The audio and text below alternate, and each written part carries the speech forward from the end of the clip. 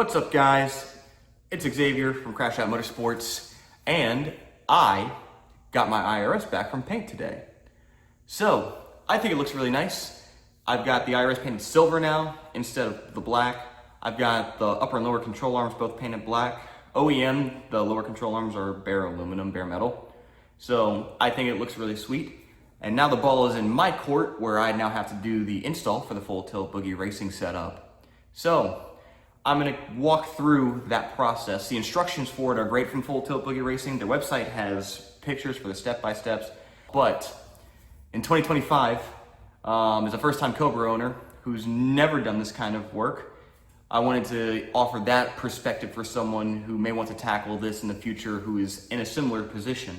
So I'm gonna document the pitfalls that I run into, the setbacks, the lowest trips, the AutoZone trips. I'm gonna cover all of these things with this video, on top of covering the steps in order to actually prep this, install the bushings, and getting everything all put together. So, without further ado, let's take a look, let's hop into it.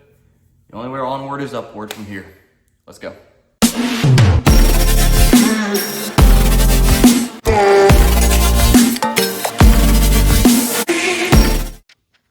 And so here we are with the IRS. So the first thing that we're gonna do is we're gonna prepare the subframe for the upper and lower control arms. So what I'm doing is I'm actually sanding out both sides of here for all four for the upper control arms, and then you have to follow the same process for the lower control arms as well. I tried to Spartan mode this step with a sander like this, which was a really bad idea because it was just slow. It took forever. It calls out in the instructions that you can use a drill with a 4-inch disc.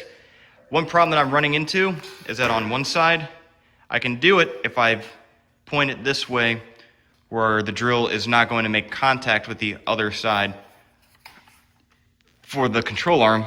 This is a bit more of a pain going this direction. So, very easy to knock it on this side, not so much on the other. It's a bit of a weird angle. You gotta make sure you go a little slow with it. So I'm gonna go ahead, I'm gonna hit those four first, and then I'm gonna move on to using a wire wheel to clean these out prior to installing the bushings there as well. So let's get into it.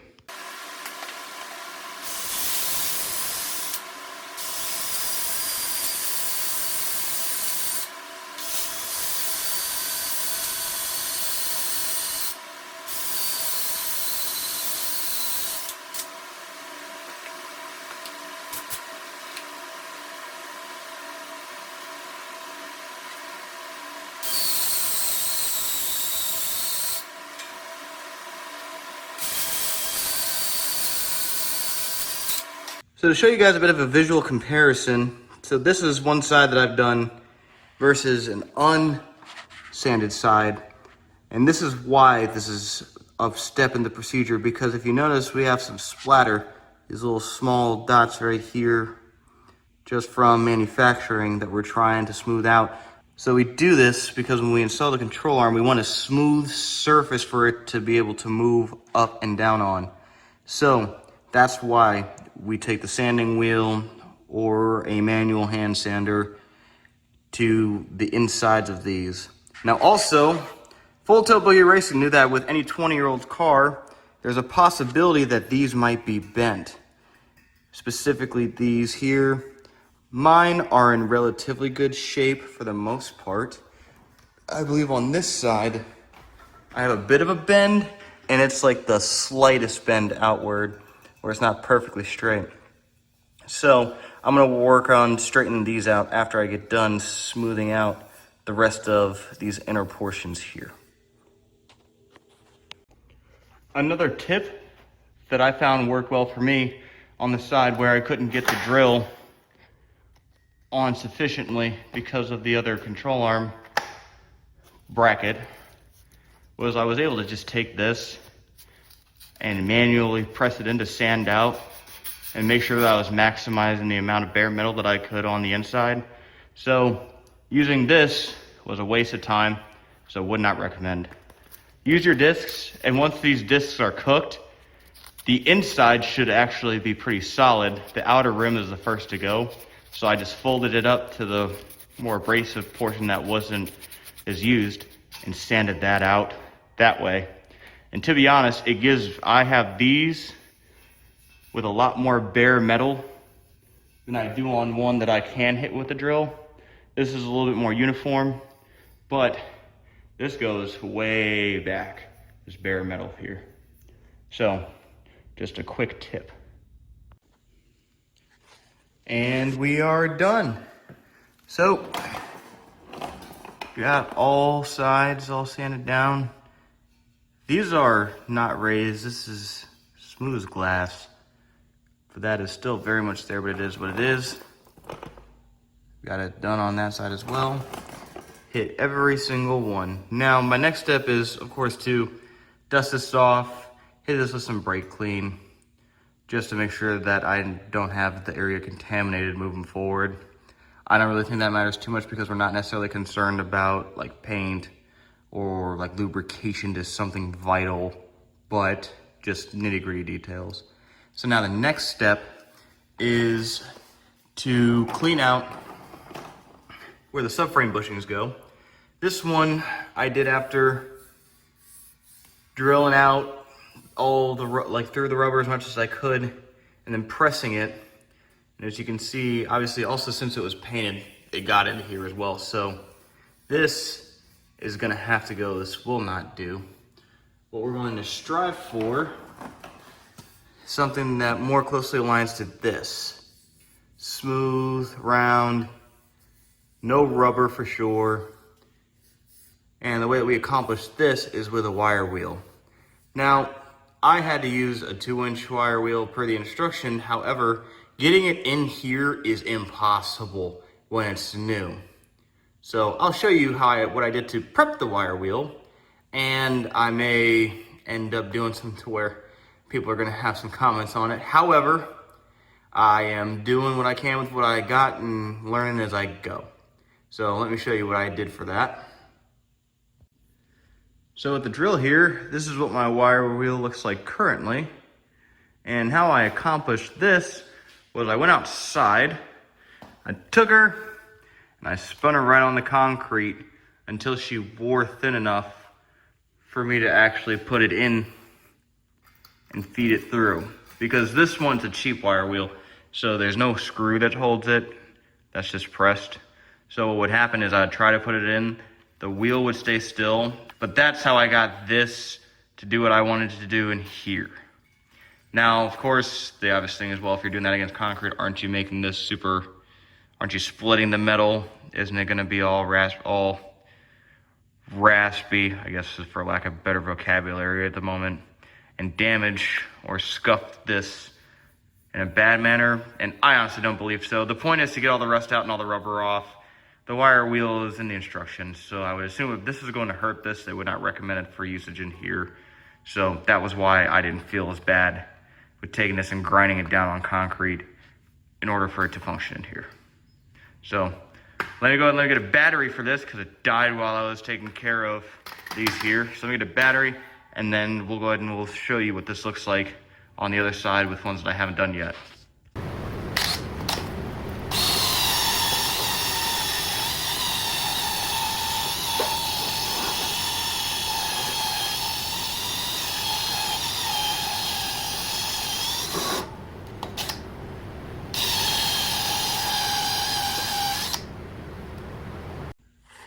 And here we are. So this is post drill out.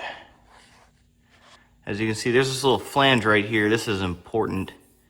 Doesn't matter which way you enter. I typically go this way first since this is the wider end. And then once I have this pretty smooth, then I'll go ahead and hit the other side just to make sure I'm getting even cleaning on both ends. But this is what it looks like. As I've got some burring here, that's pretty cool. So I hope that doesn't become a problem. But that's what it's supposed to look like when this is all said and done.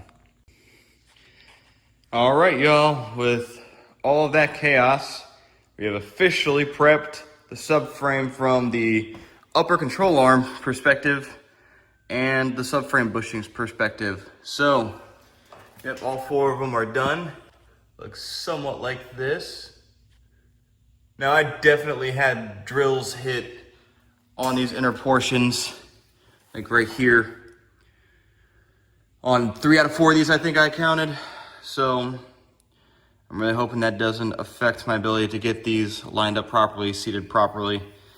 But the recommendation for that is, if it's significant, then to try to Dremel it as best you can to kind of smooth it down so it doesn't, I guess, so it doesn't stick out and make it so that the bushing sits weird. So I'm gonna go ahead and do a little bit more research, see on how severe these are. I have a real bad one in one of these, but this is taken care of as well, all 8 of these. So now the next step for me is to address the lower control arms as well, because we're gonna do it for both sides right here, as well as here. And then I believe here as well, these. And then we're gonna talk about this in just a second. I'm gonna flip this over and talk about this little washer, because that's important with this install. And I'll walk you guys through that before going through the process of doing the lower control arms. I don't really see value in going through and showing you guys the drilling process for wearing these down, since we see on the upper control arm, it's gonna be the same scenario, potentially a little bit easier because of how these are. But once I have these done, I'll show you guys on how I'm going to straighten these out with the threaded rod washers and screws, as well as adjustable wrench, because you can just close them and pinch these a little bit to get them to where they need to be. I'll show you that process. I won't go through this part, but give me some time to take care of the lower control arms, and I'll get back to you guys in just a second. All right, so now that I've got this flipped, I wanted to talk about this washer. In the instructions, it calls out that this needs to be removed. It's got a couple tack welds, as you can see right there, and that other one down there is the other one. This is specific to the 0304 Cobras. They tend to have these washers on them, and the instructions wants you to remove them. Now, I do not have an air chisel like what they used in the full tilt buggy racing instruction video. What I have is the good old manual chisel and a hammer. So I'm gonna go ahead and I'm gonna show you guys me knocking this out, just so you can see how easy it is, because I already did it to the other side. So I'll show you the finished product after I knock this out for you. Line that flat as we can get.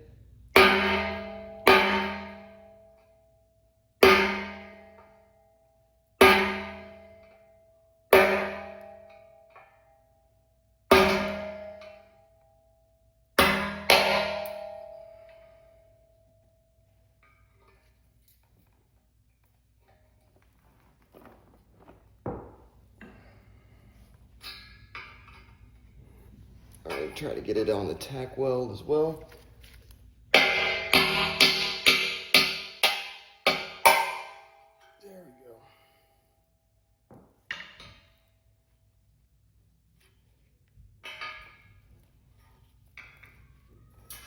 Last weld right there. And here we go. That's what it looks like. That's where one of the tack welds were. Down here as well. If you hit it flat, it'll come loose. I didn't scrape any of this really with the flathead tip. And when this is all said and done, this is what it looks like when you sand it down. This is hand sanded, but that's the finished product from knocking it off. And here we are. It is all done. I have sanded both the upper control arm brackets as well as lower control arm brackets, and brushed out where all the bushings go. I also hit them with some cleaner just to remove residue, but that's kind of what we're looking at. I know it's a bit hard to see the difference with it, but that's about what they all look like. It's about as good as I was going to be able to get, but that is everything. So now I'm going to get into stretching the upper and lower control arm brackets. So come over here. Full tilt boogie racing includes this little threaded rod, couple nuts, washers.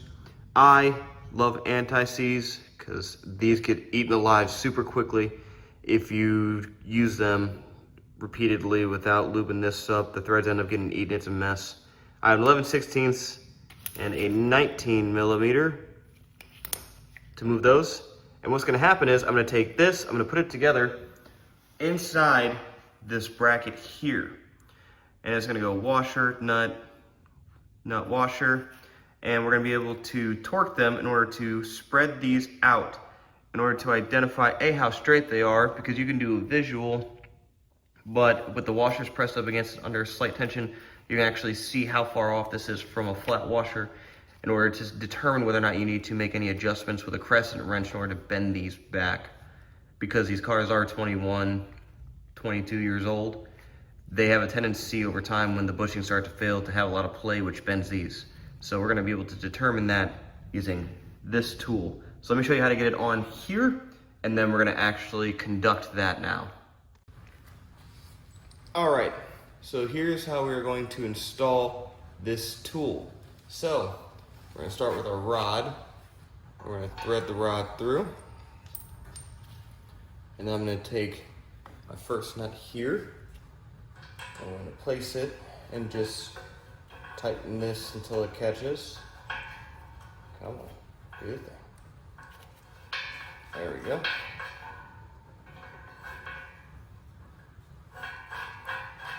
And that's on. Now I'm going to take my washer, kind of slide that on through, and then press it, and I'm gonna hold the nut while I thread the rod through.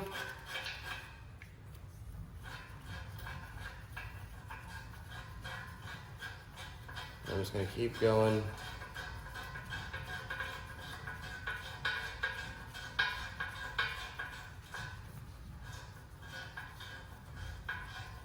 Till about there. Now, I'm going to take the other nut, begin to thread it back. And now that it's caught, you're gonna just hold both of the nuts down so that the rod moves. There we go. I'm going to take the last washer and then just line it up and push it. So now we have it to where it's threaded on both sides. There we go. And then I can hold the rod in place, push the washer, and spin this until it reaches both sides. And that is how we get this tool into position to tighten. There we go. Got it on both sides. Now all we do is take a wrench, righty-tighty on both sides, and that will force these out to spread the bracket. And as we can see here, this is hand tight. I haven't put a wrench on it yet, but you can tell on the left side, it's a little bent because it's not flush with the washer as opposed to the right side. So what I'm gonna do is I'm just gonna take myself a nice little crescent wrench, adjust it, place it on in between, and then just kind of give it a good yank. Doesn't have to be a whole lot of force, but just enough to bend it back into place. And then I'm gonna re-spread the nuts on the rod, and then we'll be able to see if that makes this flush. And then from there, I'm gonna apply just a little bit of torque to open this up and then call it good. Wash and repeat on every side. And there we go. We are all done. So these are looking nice and straight. I know they're wider than they were before. Took care of the other side as well. I didn't pull that one out just yet, but I'm gonna go ahead and take that out. However, these are both good to go. And then we repeat the same process with the lower control arms as well. I won't go through that, but it's the same principle of just taking a rod, putting it through, expanding, and then making sure that everything is straight. But beyond that, everything with this IRS system has now been taken care of, with everything being sanded and prepped. So I'm gonna cut the video here because the next one that I'm going to do is going to be the actual bushing install. So we're gonna start with the subframe, which are these, and then we'll start going to the control arms. So stay tuned for the next episode.